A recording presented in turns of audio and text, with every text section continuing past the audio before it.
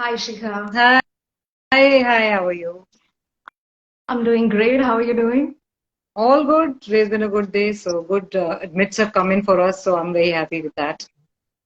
Absolutely. And we are very excited to have you with us for this session. And I am sure the parents are gonna be, getting a lot of information from you. So we're very excited. What are your expectations out of this session? Meanwhile, people are joining. I just wanted to sort of, get that from you. My expectation, to be honest, is that every student and every family gets a good discussion out of this. Basically, as in like they decide that going to college is no mean feat. They have to prepare well either way, and at least Right. clarity on which college or which country they want to apply to. So that is what Right. I hope that everybody has a takeaway from this. Absolutely, I'm sure. And I really hope all the parents out there who are watching this or students, they have their notebooks and pens ready or the notes app on their phones ready to take notes because we are coming up with great questions and, of course, great answers from Shikha. Um, so we have a few people on our live session right now. So I guess we can sort of jump into the session. Sure, sure. I'm ready. Awesome. Perfect. So, hi everyone. I am Diksha Nautiyal. I am a senior content marketer at EduFund, and the topic for today's live session is helping your children get their higher education in Canada. Basically, admissions in Canada, everything about that. So, the speaker for today's session with us is Mrs. Shikha Dhar. Shikha is a senior associate for undergraduate admissions at the Red Pen. She holds a bachelor's degree in psychology from Delhi University, an MBA from IMS Ghaziabad, and she has great years of experience in the field itself. Welcome to the session, Shikha. Thank you so much, Diksha.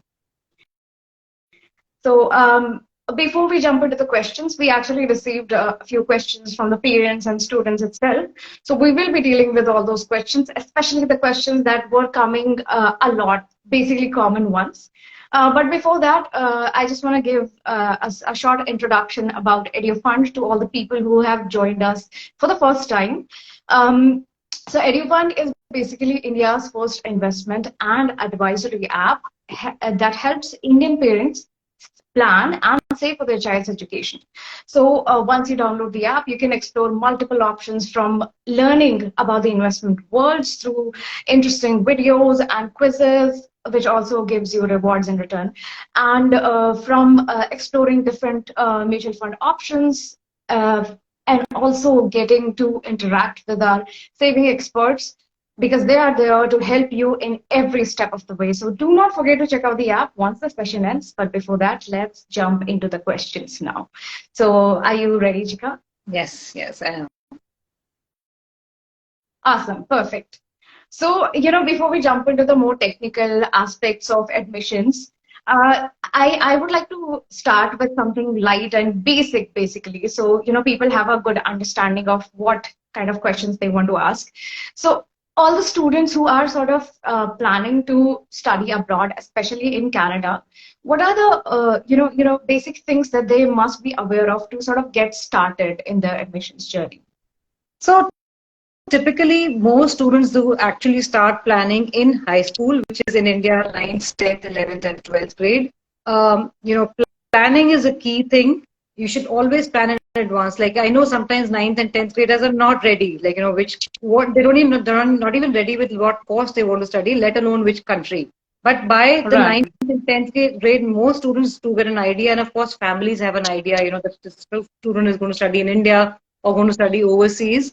But for Canada especially, I always say plan well in advance because you have to study a certain level of rigor, like whether it's a Right. state board or an international board. You have to make sure that the courses that you are studying are in line or in tune with the intended major that you want to study at college. You don't want to be caught unawares. Like if, suppose you want to study like biochemistry and you don't have chemistry at high school level, you have to make sure that the courses that you want to study in Canada in the Canadian universities should be tuned and aligned with what courses you already studied at high school.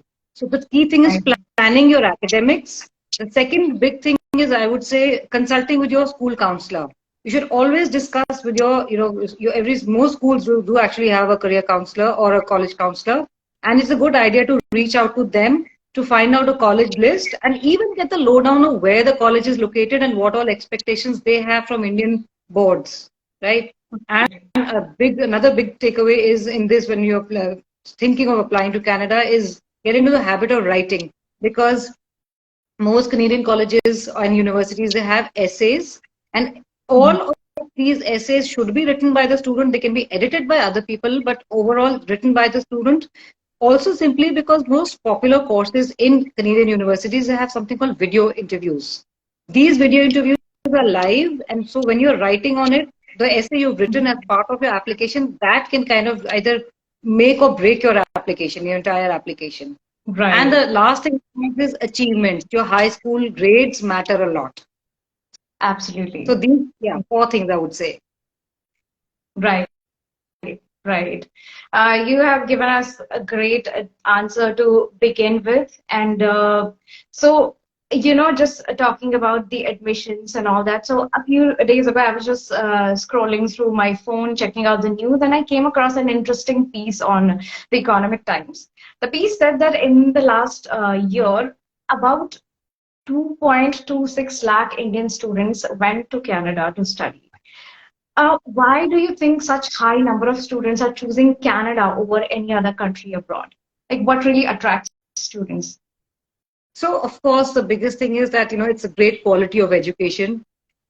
Right, of course. Then there is in fact, Canada is an English-speaking country. There are parts of it like Quebec and Montreal side and all that where French is spoken, but even there, the universities, the courses are taught in English, right? Right. So, for great education, there's no language barrier as such. Then the Canadian dollar value is comparatively better than US or UK pound or something. Right. And I think the return on investments is a good thing. So PR is the last thing I would talk about. But PR is something, don't ever go to a college or university thinking that you want to settle in the country itself. The idea to apply to a Canadian university should first be quality of education, the course you want to study, right?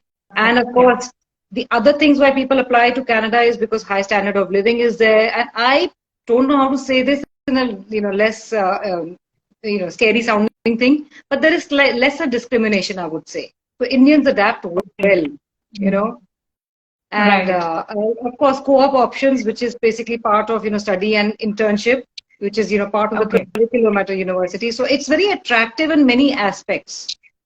Right. As a typical Indian, I would say when they buy a car, it's kitni mileage deti hai. So I would say studying in Canada, literally you get the mileage out of your education and your, the amount of money that you spend. So that's, I think the big takeaway from this. Okay, great. So, you also mentioned about PR. I would like to come back to PR later, but you also mentioned about return on investment. So, one thing that we hear a lot whenever parents or students think of studying abroad or Canada or in general, a lot of times people think or say that studying abroad is for the rich. So what would you like to say to those people also in terms of ROI as well? So in my 10 years of literally applying for students for the Canadian applications and all that, I have discovered that couple of universities are expensive, like in the bracket of 50 to 60 lakh rupees and above per annum. And most Canadian college, applications for your university courses are for 4-year degree. So when you're looking at 50 lakhs per annum, you're looking at a 2 crore, down payment or just an undergrad, which is a bachelor's degree. But there are certain colleges, in fact, there are quite a few colleges in other provinces, in other places, provinces or states in Canada, where it is way cheaper, and it is, I think, close to 35 to 38 lakhs or around 40 lakhs per annum.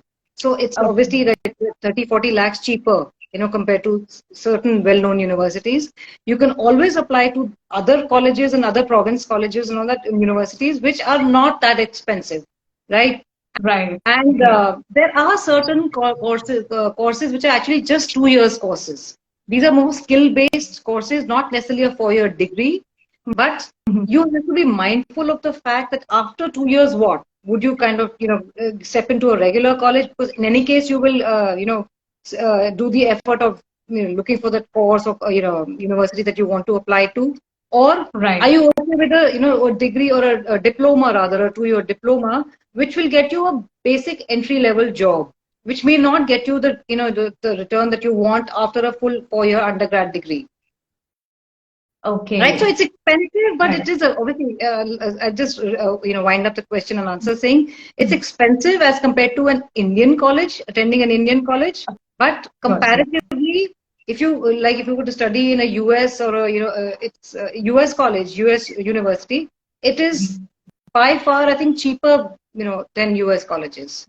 I think it will be perhaps comparable to UK colleges. UK is also around 35 to 40 lakh rupees per annum. So is Canada in most universities in Canada. Right, right. So basically, you just have to search for the universities or schools that fit your budget, but it Yeah, doesn't yeah. necessarily mean that you cannot absolutely afford. You can absolutely Right. afford it, and you have to plan well. And of course, EduFund is always there, and planning well in advance, because at the end of the day, it should not be that the parents' entire funds is depleted just because of that one undergrad degree. Students have to be Right. mindful of that, and not be, even in fact, sometimes peer pressure comes in. That so and so is going to overseas to study, so therefore even I need to go. That should not be. And the families, in fact, the parents should sit and talk, together, like with the child, and say, this is what we expect and this is what we hope for you. And if the student Right. is good enough and bright enough, then of course getting an admission may be easy, but sometimes the funding may be an issue Right. at the end of the day. But you need to still plan at the end. There are scholarships which are given, but those scholarships can be also like, very few students get a full ride. Full ride, what it means is like the entire tuition is taken care of and your living and boarding is also taken care of. But that is, you got to be super bright and super selective in that situation. Not all students get it.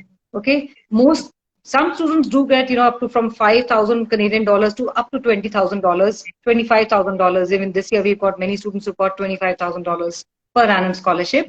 But that again, I'm just comparing the Canadian dollar to around 55 rupees. So it's about 25 into 50 is what 10 lakh rupees. Yeah. Yeah. So it's still like, if you're spending 40 lakh rupees, one third becomes off, one third or one quarter becomes off. That still, I Right. mean, it saves money, but yeah. Right. No, yeah, very well said. So since we are almost halfway through the session, I would just like to give a brief introduction of what's happening right now to all the people who have just joined us. Hi, everyone. I am Deeksha from EduFund, and we are discussing admissions in Canada with our speaker from the Red Pen, Mrs. Shikha Dhar. So we have covered a few questions so far, but don't worry if you were not able to see those answers. We will be making this session public, so do not forget to check it out once we are done on our page. Also, moving forward, if you have any questions for us, please do make sure to comment here, and we will be addressing those questions right away from the speaker itself. So make sure you do that. And before we jump into the next question, here we have received an interesting question from Neville. He is asking, is it easy to change your major in Canada? Good question, actually, because the answer is yes, it's possible, but it's not easy. As in, like, if you're applying for, suppose, biomedical sciences, or if you're applying for something, in that field, you can switch to a psychology or similar school of, sciences. But you can't necessarily switch from computer science to physics engineer or mechanical engineering. Switching in between schools is tough, but switching inside the school, as in, like, every university has a school of engineering, college of letters and arts and sciences and all that. Point is, inside it's easy, but just overall shifting is a little tough. You need to maintain a certain GPA, which is, your grade point average. Marks matter at the end of the day. Right, of course. Hope, Neville, you got your answer, and hope you were able to note it down as well. So to jump into the next question, as I earlier said that I would like to come back to the PR thing. So for all the students who want to get a PR after they complete their education, what is the process like, and how difficult is it to get one? So honestly, this is a better question to for some professional who knows and does this to answer. But I will give you whatever knowledge I have. Until Okay. date, whatever I have gathered is that a PR is based on a percentage. Like it's you if you get a 67 and above, you are eligible to get a PR. And those 67 points out of 100, they come from different, like 4 or 5 different factors. In fact, I'm going to read them out right now. For example, your education, whether it's undergrad, whether it's in India or it's in Canada or any other country, but depending what you've done. So your undergrad and your postgrad, in fact, if a student is a postgrad applicant, up to 25 points you can get for your education. Your language proficiency is 28 points. Your age is 12. Age means if you're 18 and 35 years of age, you get more points. If you're 35 and above, sorry for all the people who are trying to shift in with their children. Sometimes getting a PR becomes tougher because the more senior in age you are, the tougher it is to get your points. Then your work experience, up to 1 year work experience is when you can typically start. Most students do start, in fact, getting achieving their points for PR. You get suppose 15 points for that. Your arranged employment, as if somebody sponsored your visa. Your adaptability, as if you have friends and family or some close. It's not friends, actually it's more family. If you have people out there, you get points for that. So if you count up all of these 25, 28, these kind of points, it should be at least a minimum of 67 and above. So then you're eligible to apply for your PR. There's a whole process to it, which the Canadian government actually, you have to go to their official website, and then this is how it works. Even, for example, your English language proficiency, you give your IELTS test. If you get a low score in that, you will get lower points. If you get a high score in that, you obviously get points for every single breakup of the English language proficiency test also. And if you're applying to Quebec for your PR, then you need to get your French language proficiency test also cleared on that. Right. I hope that answers the question. What does a PR entail? Yeah. Great details you've provided. I really hope that people out there are making notes because it's a very valuable information. So, you mentioned a lot of things. So I would just like to talk a bit more about the application process aspect of the entire admission process here. A lot of times, students or parents tend to ignore or forget things that are actually really important. So, what are those things that you as an expert in this field also would like to make sure that all the people that come to you for help must be aware of during the application process? Okay. So, well, thank you for calling me an expert, but not necessarily and the expert in this, but this is just basically knowledge I've gathered across so many years. But the important questions which people should literally address when they're applying to Canada is the English test, the English proficiency test. Always take the, not always, but I recommend students to take the IELTS over any other test. Like IELTS is the English language proficiency test. Take that over TOEFL or, Duolingo or other tests which are there. Simply because when you apply for a visa, there are 2 types of visa. We'll talk about that later. But when you apply for the student direct stream visa, there's a space only for the IELTS so far. I mean, you never know that this year they might just change it or not. But the English proficiency test, which is valid for 2 years.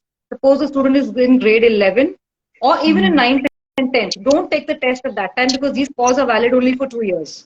Okay, so IELTS test is something you should take, not any other test. Scores are valid for 2 years, so take it in 11th grade preferably. And the other thing which I always tell students is that, don't over edit your essays or don't have anybody else writing your essays, which we spoke about earlier. Many courses have video interviews, which live essays. So your style of writing and the essays which have been submitted earlier, there can be a big gap in that. And the admissions officers see through it. They do feel that, somebody else has written your essay, so therefore you're already sort of cheated, which nobody likes. No admissions, nobody in the academic fields like cheating. So they don't like that. So I'm saying, make sure your essays are written by you. Please don't go to the brand new chat GPT, which has become very popular. Don't get your essays filtered through that, because when you write through that and you write through your own essays, there's a difference. So 2 things again point out. Your English test and your essays need to be. And of course, your marks need to, many people forget, like 10th is, they've done well and they feel, like my final of 12th grade is more important. They might feel that 11th can go down and they can take it easy in 11th grade.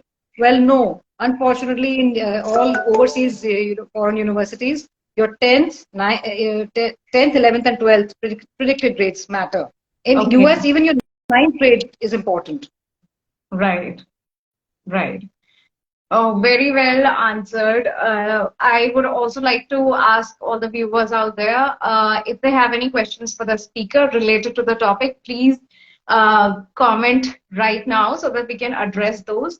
And so one thing that a lot of students wanted to know about admissions in Canada, it was getting admission to postgraduate courses after you've completed your undergraduate in India versus abroad. Like, which one is easier? Or what are the chances? So most Indian universities are actually recognized by Canadian universities. Okay. And in Canada, for your postgrad, you require 16 years of education. That means after 12th grade, 4 more years. So you're like most Indian universities till date have 3 years of undergrad or bachelor's. And many popular ones, in fact, the new education, the national education policy has mandated a 4th year also. So if you're looking to study overseas, do that 4th year, because that is required for Canadian universities. They do not take just a 3-year degree. If you do have a 3-year degree by a recognized and a good university, okay, whether it's a private university like Ashoka University or public ones like Delhi University or Mumbai University, it's a good idea to get your degree verified by something called WES, which is the World Education Services. They evaluate your degree and then they let the university know. Suppose you are from Delhi University applying to University of Toronto. You can use the WES service, and that service will help them, help the U of T people get to know that, your degree from DU is a recognized degree and this is what it evaluates to. So that is the last resort, perhaps, but it's not that, you really can't apply. Yes, you can apply, but it's just better and easier for many universities to accept the 4th year that you have. Okay. And very interesting. Besides that, your GPA, sorry to cut you in. The GPA matters, your IELTS score, which I spoke again, like 2 years validity of that. So when you're in your 3rd year or 2nd or 3rd year of college, the 3rd or 4th year of college is when you take your IELTS score, your GRE or GMAT score, depending on the college, the university that you're applying to. Okay, so you take that these few tests that you might have to keep and keep them ready before you start applying. Most applications start in the last year of your undergrad degree. So suppose you are in a 4-year degree, this is in the 4th year. Then when you're in the summer, around that time you take your tests and your application start August onwards. Most postgrad applications have different rounds. You apply in those rounds and then you give those tests and send out your application. And of course, research well on which university accepts what entry requirements, or some things might change every time. Right? Yeah. Very well said. Thank you for the great details and interesting piece of information that I got to know today. Another question we are receiving here from Shifali is about scholarships. So she basically wants to know, can you get scholarships for these universities for undergraduate courses? Yes, you can. There are very few universities which have school-nominated scholarships, but most universities have merit scholarships. And of course, the merit scholarships obviously depend on your, your transcript or your mark sheet, which has gone for your high school, and your extracurricular activities. Any leadership, and leadership does not necessarily mean head girl or head boy of school. It can also mean that, you led a certain club at your residential area or at school, and leading that is also called leadership, or any social service or volunteering or NGO work that you might have done. All of these, factor into kind of what kind of scholarships you may receive. All of these universities have automatic merit scholarships, which can range from between $5,000 to $25,000. And of course, the people with better, higher grades and higher extracurricular, better, not higher, but more achievable or more achievement kind of oriented extracurriculars will get more scholarships. And most scholarships are in the bracket of 1/3 of your tuition fee and living. Okay. So suppose the fees is $60,000, scholarships will be in the $20,000 to $25,000. So one third, hopefully, you will get off. Okay. Okay, great. Yeah. Yeah. So, we have almost reached toward the end of this session, and uh, although you would not like to be addressed as an expert, but I would say with the 10 years of experience in this industry, and I'm sure you have met so many people and dealt with so many admissions cases, I'm sure you have come across some really interesting anecdotes as well. So I would really like to, hear something interesting, an interesting admissions case that you went through. Maybe it brought you some new learnings. Would you like to, give us some Okay. story? So honestly speaking, across these 10 years, then and even now, every single student, every single application literally brings me new learnings. In fact, preparing for this live session also, I had to research a little bit and, just to kind of brush up my knowledge to see that I'm, on spot and all. But Right. learnings always, bring all kinds of experiences. I've had I think all my students, luckily so far, I'm in touch wood for that, that all the students that I worked with at the Red Pen, every single student has got at least not the second or first choice of, university that he's been admitted to, he or she's been admitted to. Okay. But more than that, I would say the takeaway would be that, we tell our students, which I've been saying from all the while on this chat, is that be true to yourself.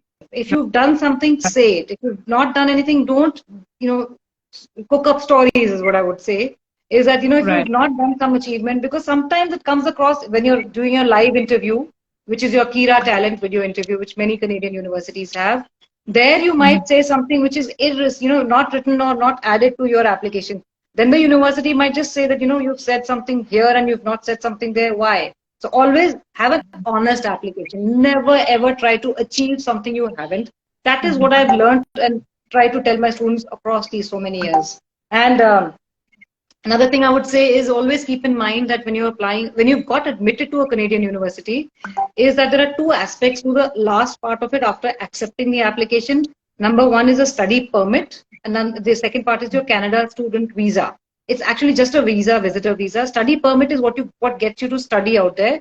And if you have a visa, then that basically enter the country. So these two documents is something which, that always remember when you need to start your application, because we don't want to be in a position that you got the admit, you missed your deadline for accepting the offer, or you missed your deadline for accepting the housing, because that happened also. People have, there are two different deadlines. Housing might be earlier sometimes, than accepting the offer also. So, Okay. so that people have missed, and of course your study permit and your student visa, and and always start as soon as you get your offer, because unfortunately how COVID has taken us, and people have to literally wait for six months to even get an appointment. But I'm sure consulates have rectified that. People are getting their offers earlier now, or their appointments earlier. But always keep this in mind that plan. Literally, I started with planning with which college and how to take your curate your courses in high school, and I'm ending with the fact that always plan even now the next step of going to Canada. Right. Absolutely. Yeah, the end step should be finally going to Canada and starting your course, the course of your dream, and start your planning with saving for your child's education or your education with EduFund. Absolutely. Because it's not going to be inexpensive. It is going to be expensive. Right. What I would say. You need to cater in, or families need to cater in at least 30 to 35 lakhs minimum. If a student gets a scholarship, even if you get a partial scholarship, 30 lakhs per annum into 4 years is a crore and 20. So EduFund is always there to help you plan that. But the point is, planning is critical out here. Funding and of course academically. Absolutely. Yeah, you very well said. It may not be inexpensive, but just because it's expensive doesn't mean that it has to be unaffordable as well. You can absolutely afford that. And as you also mentioned that at least it can cost you up to 35 to 40 lakhs. So We also have an interesting feature on our app called Cost Calculator. So all the parents out there, they can simply just, enter a few details about their child's dream college or country or, subjects and all, and the years that they still have for the college. And they can get the exact amount that they will need to spend on their child within seconds. And then accordingly, they can sort of bifurcate and figure things out. They are also gonna receive a bunch of saving options as well. So do check out the EduFund app as well as the cost calculator. And once you've figured out your budget and your financial situation, do reach out to the Red Pen and get answers to all of your questions about studying in Canada. I really hope that everyone watching this live session right now got all the answers that they were looking for. If not, we will be making this session public. So do not forget to, drop your comments, questions, and we'll be addressing them. Thank you so much, Mrs. Shikha, for joining us and giving us your time and expertise. You're welcome. You're welcome. On just that one last note, sorry for that. Sorry to take 1 minute over. I actually told another family who had come to us for consultation for the older child. And then I spoke to them about EduFund, and I said, if you're, and the younger child was, I think, 6 or 7 years younger. So I did tell them, I said, this is some app that you really need to look at, because then you will get an idea of, for preparing well for your younger child also. And they actually turned around and told me later, a couple of days later, that this really helped. So everybody, please check out EduFund. Yeah. Absolutely, yeah, it definitely does help, and you'll have a lot of fun also exploring the different videos and fun quizzes we have on the app. So make sure to check it out from the link in our bio. And hope you all have a great day. Thank you so much for joining, Shikha. Have a great day. Thank you for having me. Thank you so much. Thank you.